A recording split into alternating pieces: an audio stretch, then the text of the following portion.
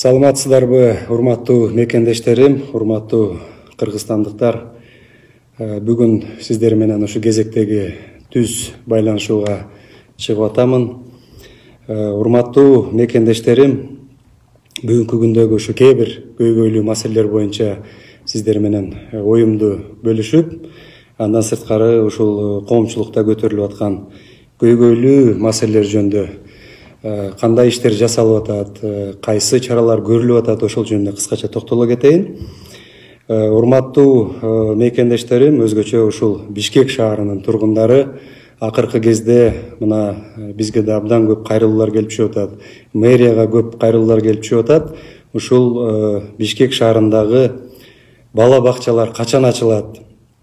Ошол мамлекеттик шаардагы, Бишкек шаарындагы өзгөчө мектептер толук кандуу качан иштей баштайт? Ушул жөнүндө маселелер көтөрүлүп атат. Бул боюнча бизде кече өкмөттө дагы ушул жогорку деңгээлде жыйын болуп өттү. Эми ушул мэрия менен баарын тактап, Кудай буйрса, ушул майрам 8 март майрамдан кийин 9-10 марттардан баштап 1 класстан 5 класска чейинки балдарды ушу мектепке катышуусу мына Бишкек шаарында 96 мектеп бар. Ушулардын баарын толук кандуу 1 класстан 5 класска чейинки балдардын баруу жагын чечип атабыз. Андан сырткары өзүңүздөр билесиздер, Бишкек шаарында бүгүнкү күндө мына 1 класс, 5 класс, 9 класс, 11 класстын окуучулары окуп атат. Ошондуктан ушул үй бүлөдө өзгөчө энелерге, карындаштарыбызга, эжелерге жеңилдик болсун деп ушул маселе чечилип атат. Андан сырткары өзүңүздөр билесиздер, мамлекеттик бала бакчалар да бүгүнкү күндө толук кандуу ачыла албай турат. Ошону дагы мектепке барууга даярдык көрүүчү группалар бар, жана подготовительный группалар. Ошолорду дагы ачууну максат кылып атабыз.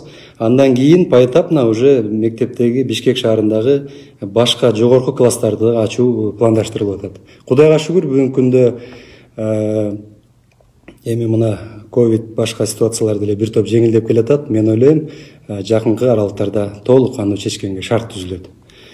Мен бир аз орусчада кайрылып коеюн. Уважаемые соотечественники, уважаемые горожане, особенно города Бишкек, мы вчера решили в целях урегулирования ситуации COVID, и особенно по школам, по государственным школам города Бишкек, по государственным садикам, решили возобновить работу по садикам, особенно по подготовительным группам детских садов, государственных, муниципальных садиков. Также уже открыть посещение участников, то есть учеников школы с 1-5 классы полностью разрешить с 9 марта после праздника.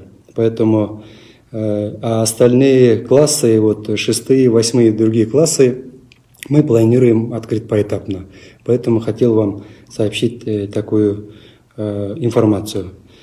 Урматтуу мекендештер, андан сырткары мына мен буга чейинки чыккан сиздерге болгон кайрылуумда кээ бир комментарийлер боюнча да жооп берип коеюн. Мына Кара Суу, Ош облусунун Кара Суу районунан кайрылган Нурмухамед Мамасалы уулу ушу мектеп боюнча. Негизи биз өкмөт ушул билим берүүгө болгон мамилени абдан өзгөртүшүбүз керек. Анткени мамлекеттин келечеги бул билимге байланышкан. Биздин ушул интеллектуалдык баардык ушул жактан жетишүүбүзгө мамлекеттин өнүгүшүнө да чоң салым кошот. Ошондуктан мектептерди куруу, детсадтарды куруу, ушул баардык шарттарды түзүү өкмөттүн негизги бир программаларынын бири болуп саналат. Албетте каражат тартыш 100% чече албайбыз, бирок ошого карабастан мына ушул Нурмухамед Мамасалы уулунун кайрылуусу боюнча кыска айтып коеюн. Негизи мектеп мындай ремонт иштери жүрүп жатыптыр бул жерде. Бирок ушул мектепти толук чечүү боюнча биз өзүбүздүн көзөмөлгө алайлык. Анткени биз окууга шарт түзүп бере албай жатып, анан башка бир жумуштарды суроо дагы бул негизи туура эмес. Биз тараптан туура эмес болуп калат. Ошон үчүн биз шарт түзүп беришибиз керек. Ушу балдардын билим алуусуна, жакшы шартта окуусуна биз болгон каражаттарды аз издеп жатабыз. Ушул Нурмухамед Мамасалы кайрылган маселе боюнча мен өзүмдүн көзөмөлүмө алып толук чечкенге аракет кылабыз. Урматтуу мекендештерим, андан сырткары бүгүнкү күндөгү мына жакындап келе жатат 11-апрелде Кудай буйруса жергиликтүү кеңештерге шайлоолор өтөт. Өзгөчө Бишкек шаарында, Ош шаарында, андан сырткары бир топ айылдык кеңештерде, шаардык кеңештердин депутаттарына шайлоолор өтөт. Ушул жерде мен дагы бир жолу кайрылып кетемин. Шайлоону биз абдан таза өткөрүшүбүз керек. Элдин ою менен эсептешип, өзүңүздөр билесиздер, буга чейинки ар кандай толкундоолор, ушундай бир өлкөдөгү саясий кырдаалышууга байланышып келген. Ошон үчүн урматтуу президентибиздин дагы койгон талабы, элибиздин койгон талабы ушу шайлоону таза өткөрүшүбүз керек.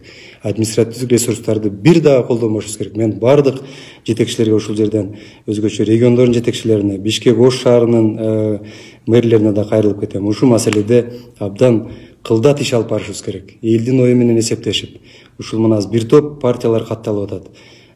Качан гана шайлоо таза өткөндө, ошол жерде мен ойлойм, саясий кырдаал жакшы болот деп. Андан кийинки маселе, урматтуу мекендештер, бул бүгүнкү күндөгү ушул күйүүчү, майлоочу майларга болгон баанын өсүүсү. Чындыгында өзүңүздөр билесиздер, дүйнөлүк масштабта азыр нефтинин баасы өсүп атат. Бүгүнкү күндө акыркы алган маалымат боюнча $67 жетип калды. Өсүш акыркы убакта эсептегенде 31%га ушул сырой нефти, чийки нефтинин сырьёнун өскөнү байкалып турат, 31%. Андан сырткары Россиянын өзүндө да кымбаттап атат, кошуна өлкөлөрдө бир аз кымбаттап атат. Ошондуктан мен сиздерге кайрылып кетет элем. Өкмөт, биздин ушу Кыргыз Республикасынын өкмөтү колдон келген аракетин жасайбыз. Ушул бааны бир аз болсо да турукташтырган. Өзгөчө мына жазгы талаа иштер башталып атат. Бул боюнча ушу солярканын жетишпестигин биз камсыздашыбыз керек. Мен атайын жыйындарды өткөрдүм бул боюнча. Ушу нефтетрейдер ассоциациясы менен, биздин контролдоочу органдар менен. Ушуга байланыштуу мен дүйшөмбү күнү 2 күн мурда бир токтомго кол койдум. Бул токтомдун жыйынтыгы, мен ойлойм, бир жакшы бир аз болсо да жыйынтык берет. Бул токтом, значит, ушул үчүнчү өлкөлөргө нефти продуктыларын, мазуттан башкасын экспортту токтотуу боюнча. Өзүңүздөр билесиздер, азыр биздин өлкөдө Кудайга шүгүр, бензиндин, солярканын баасы жакшы эле. Ал эми кошуна өлкөлөрдө, өзгөчө ушул түштүк жакта кошуна өлкөлөрүбүздө бензиндин, солярканын баасы, бизде 40 сом болсо, ал өлкөлөрдө бир 60 сомдун төгөргөндө болуп атат. Ошон үчүн биз бул боюнча азыр дагы бир топ чараларды көрөбүз деп ойлоймун. Андан сырткары ушу жазгы талаа иштери боюнча өзгөчө мына Баткен, Ош облустарында башталып атат. Ушу минералдык жер семирткичтер менен камсыздандыруу жагынан да аз колго алып атабыз. Айыл чарба министрине мен тапшырма бергенмин. Финансы министри менен биргеликте азыр каражатты бөлүп, Өзбекстандан ушул мамлекет өзү дагы жеңилдетилген арзан баада алып келүү жагын чечип атабыз. Андан сырткары, урматтуу мекендештерим, бүгүнкү күндө коомчулукта мына кече күнү дагы 2 жолу жыйын өткөргөнмүн. Кече акыркы бирөөсүн өткөрдүк. Бул дары-дармеке, лекарство боюнча. Бул боюнча дагы абдан бир чоң көйгөй болуп атат. Себеби мен карап көрсөм, бир топ салыктардан бошотулган. Албетте биз өзүбүздүн өлкөдө азырынча бардык дары-дармектерди өндүрө албайбыз. Бирок ошого карабастан жеңилдетилген тартипте кирсе деле баа анча түшпөй жатат. Ушул жагын мен катуу тапшырма бердим. Бул боюнча Кудай буйруса бир аз болсо дагы ушу карапайым элибизге, жөнөкөй жарандарга кандай болгондо дары жеткиликтүү, арзаныраак жетет деген бир маселени коюп, катуу аракеттерди баштадык. Мен жеке көзөмөлүмдө болот. Ар бир жума сайын көзөмөлдөп, азыр мына компаниялардын жетекчилери менен дагы сүйлөшкүлө тапшырма бердим. Негизи ушул ковид учурунда туура дары кымбаттады бардык өлкөлөрдө, бирок биз элибизге жардам беришибиз керек. Өзгөчө карапайым кары картаң биздин аксакалдарыбызга, ар кандай ушу ооруда көп дары колдонгон жарандарыбызга биз жардам беришибиз керек. Бул жагын биз колго алабыз. Урматтуу мекендештер, анан мен мына ушул продукты питания, ушул күнүмдүк тамак аштын кымбатташы боюнча да абдан маселелер көтөрүлүп атат. Баарын окуп көрүп турам.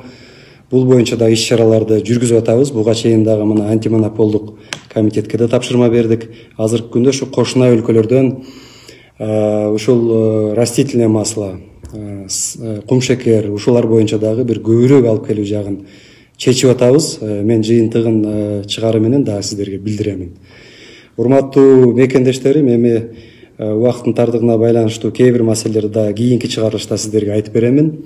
Азыр мына жерде астында бир топ комментарийлер чыгып атат. Мен булардын баары менен таанышып чыгам, Кудай буйрса. Ошондуктан учурдан пайдаланып, баарыңыздарды бүгүнкү ушул биздин мамлекетибиздин туу күнү менен куттуктап кетемин. Негизи биздин эгемендүүлүк алганыбыздан берки мына быйыл 30 жыл болот, Кудай буйрса, август айынын акырында. Ошон үчүн ушул майрам баарыбызга куттуу болсун. Дайыма ушу биздин өлкөбүздүн желеги желбиреп турсун. Майрамыңыздар куттуу болсун. Көрүшкөнчө саламатта туруңуздар. Рахмат чоң баарыңыздарга.